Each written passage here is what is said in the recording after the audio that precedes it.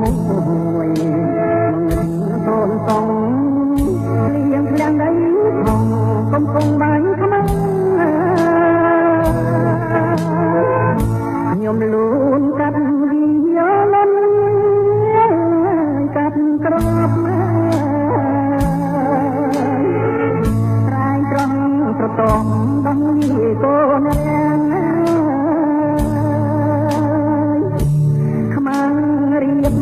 មកបាញ់អូនបងយកទ្រូពេងមិនបងដៃត្រង់បាញ់ខ្មាំងសិនខ្សែ